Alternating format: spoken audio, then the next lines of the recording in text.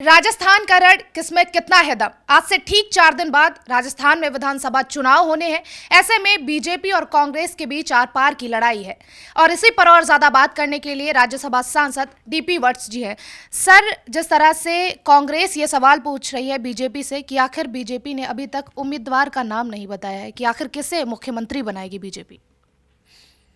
मैं कहता हूँ पहले हमारी लैंडस्लाइड विक्ट्री होगी, जीत होगी, और मुख्यमंत्री बनाने का एक तरीका है जिसको मेजॉरिटी ऑफ एमएलए चुनेंगे और जिसको हाई कमांड चाहेगी वो मुख्यमंत्री होंगे। हम ये कहते हैं कि एक शानदार मुख्यमंत्री हम देंगे जो जैसे मोदी जी देश को आगे ले जा रहे हैं वो राजस्थान को आगे ले जाएगा। राजस्थान पिछले 5 साल में पिछड़ गया है, बुरा हाल है राजस्थान का, चाहे लॉ एंड ऑर्डर सिचुएशन हो, चाहे पब्लिक सर्विस कमीशन यानी कि नौकरियों में घोटाला हो, चाहे मैसिव करप्शन हो, रोड टूटे पड़े हैं, पानी की दिक्कत है, आपस में पब्लिक में बड़ा नाराज़गी है एक दूसरे से भी। तो ऐसे हालात में राजस्थान के लिए बीजेपी सरकार एक संजीवनी साबित होगी। कांग्रेस की तरफ से आज घोषणा पत्र भी जारी किया गया है जिसमें 13 घोषणाएं की गई हैं। सबसे पहला यह है कि एमएसपी लागू किया जाएगा और दूसरा यह है कि तमाम जो 13 गारंटियां हैं वो गिनाई गई हैं। क्या लगता है कि राजस्थान की जनता अपना रुख बदलेगी, क्योंकि आप लगातार वहां का दौरा करते रहे हैं। पहले तो राजस्थान की जनता का ये इतिहास है कि वो रुख नहीं बदलती, अल्टरनेटली सरकारें देती रही है। दूसरी बात, इतनी बैड परफॉर्मेंस के बाद वो राजस्थान की जनता को इतना भोला या मूर्ख ना समझें कि वो अपना रुख बदलेगी। राजस्थान एक योद्धाओं की स्टेट है, एक्स सर्विसमैन की स्टेट है, सर्विंग सोल्जर्स की स्टेट है। तो बीजेपी सरकार ने पूरे राजस्थान के लिए भी और ख़ासकर योद्धाओं के लिए बहुत कुछ किया है, जैसे 1 रैंक 1 पेंशन। जबकि दूसरी तरफ बड़ी अजीबोगरीब बात वहाँ के नेता यानी राहुल गांधी ने एक तो ये कह दिया कि 1 रैंक 1 पेंशन तो सिर्फ जवानों के लिए ही ठीक था, अफसरों को तो क्या ज़रूरत थी।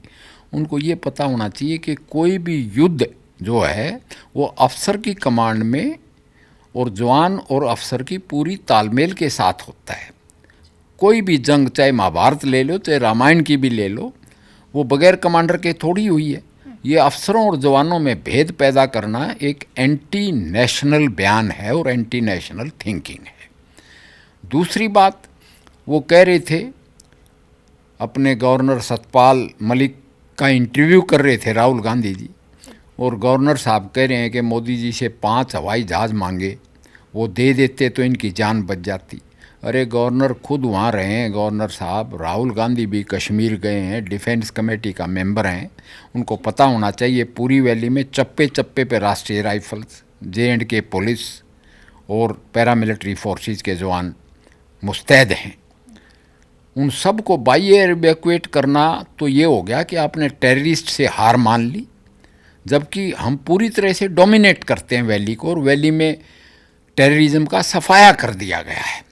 मगर तो भी मुल्क दुश्मन जो ताकतें हैं, खासकर पाकिस्तान की इंटेलिजेंस एजेंसीज, वो गड़बड़ करवाने की कोशिश तो करते हैं, मगर स्टोन पेल्टिंग में यानी पत्थरबाजी में और टेररिस्ट एक्टिविटीज़ में बहुत ड्रेस्टिक कमी आ गई है। और गवर्नर साहब हमारे जो मनोज सिन्हा जी हैं वो एक शानदार काम कर रहे हैं, इतना कि पाकिस्तान ऑक्युपाइड कश्मीर में भी नारे लगते हैं नरेंद्र मोदी जिंदाबाद, मनोज सिन्हा जिंदाबाद के, और वो मिलना चाहते हैं हमसे। ऐसे हालात में एक पार्टी लीडर ऐसी बैकी बातें कर रहा है एक एक्स गवर्नर को साथ लेके, तो ये एक्स सर्विसमैन सब समझता है। तो मैं कहूँगा कि राजस्थान में मैं गया, यानी मैं अग्रोहा मेडिकल कॉलेज में कार्यरत था, अभी भी जाता हूँ, उसका प्रभाव है। कुछ एरियाज राजस्थान के ऐसे हैं जो जयपुर से दूर हैं और हरियाणा, हिसार, फतेहाबाद, सरसा से नज़दीक हैं, जैसे भादरा तहसील, हनुमानगढ़ डिस्ट्रिक्ट, राजगढ़ डिस्ट्रिक्ट, सादलपुर। तो वहाँ पूरी तरह से मैंने लहर देखी बीजेपी की और मोदी जी की, तो मैं कहूँगा कि राजस्थान में हमारी सरकार बनेगी, बड़ी भारी अक्सरियत यानी मेजॉरिटी से, बहुमत से सरकार बनेगी और राजस्थान की जनता हमारे साथ है। एमपी में चुनाव हो चुके हैं, 70 से 75% इस बार मतदान हुआ, लेकिन ऐसे में कांग्रेस और बीजेपी दोनों ही वादे कर रही हैं। क्या लगता है इस बार एमपी की जनता किस ओर अपना रुख बदलेगी? ये जो वादे किए जा रहे हैं इसका परिणाम तो 3 तारीख को आएगा, लेकिन आपके हिसाब से क्या लगता है, क्योंकि आपने भी दौरे किए हैं? वादे नहीं, क्लेम किए जा रहे हैं अब तो। हम कहते हैं कि जो क्लेम हैं वो ठीक है। मैंने तो सत्ता में लेडीज़ का बहुत बड़ा रोल नज़र आया, जो लाइनें लगी हुई थी, लेडीज़ बहुत बड़ी तादाद में, बहनें माताएं बहुत बड़ी तादाद में वोटिंग करके गई और वो सब मामा मामा कर रही थी और विकास की बात कह रही थी। तो हमें तो पूरी उम्मीद है कि 3 दिसंबर को हमारी सरकार बनेगी। अखिलेश यादव ने बयान दिया है, क्योंकि एक बार फिर से वो जो इंडिया गठबंधन के घटक दल हैं उनको ढूंढने में लगे हुए हैं। वार पलटवार के बाद एक बार फिर से उन्होंने कहा है कि हमें एक साथ आना है और बीजेपी को हराना है। अगर इंडिया गठबंधन जीतता है तो सबसे पहले अग्निवीर स्कीम खत्म करेंगे और जो पहले चल रहा था हम उसे लागू करेंगे। जहाँ तक अखिलेश यादव का सवाल है, किसी प्रोमिनेंट आदमी ने ये भी कहा कि वो तो इस INDA गठबंधन में एक कफन में कील का काम कर रहे हैं, उल्टी सीधी बयानबाजी भी कांग्रेस के खिलाफ कर रहे हैं। तो Akhilesh Yadav is welcome, I will say that way. दूसरी बात रही अग्निवीर की। अग्निवीर के बारे में खूब डिस्कशन हो चुकी हैं।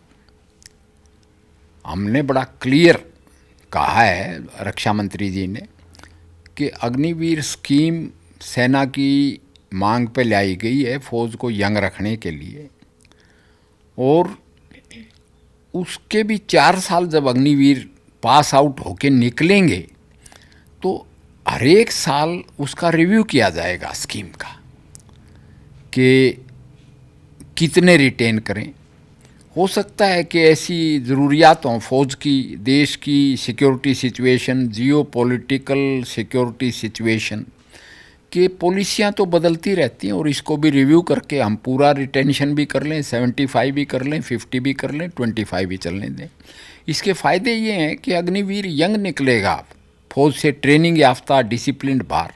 उसके लिए पैरामिलिट्री फोर्सेस में रिजर्वेशंस, मिनिस्ट्री ऑफ शिपिंग में रिजर्वेशन, मर्चेंट नेवी में रिजर्वेशन, HAL में रिजर्वेशंस, बाकी डिफेंस के जितने PSUs हैं उनमें रिजर्वेशन।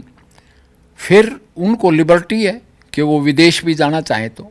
आजकल तो एबल बॉडीड ट्रेंड आदमी को विदेश में बड़ी डिमांड है उनकी पुलिस के लिए, उनकी फ़ौज के लिए। तो एक रिटायर्ड फौजी जो पेंशन याफ्ता है वो तो रिज़र्व में बंधा हुआ है कुछ साल के लिए।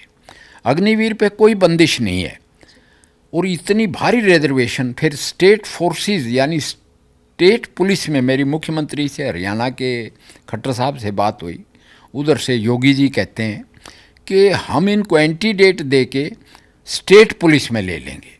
तो इतने ऑप्शंस ओपन होने के बावजूद मैं तो कहता हूँ एक भी अनएम्प्लॉयड नहीं रहेगा। हमारे माननीय गृह मंत्री तो ऐसा महसूस करते हैं।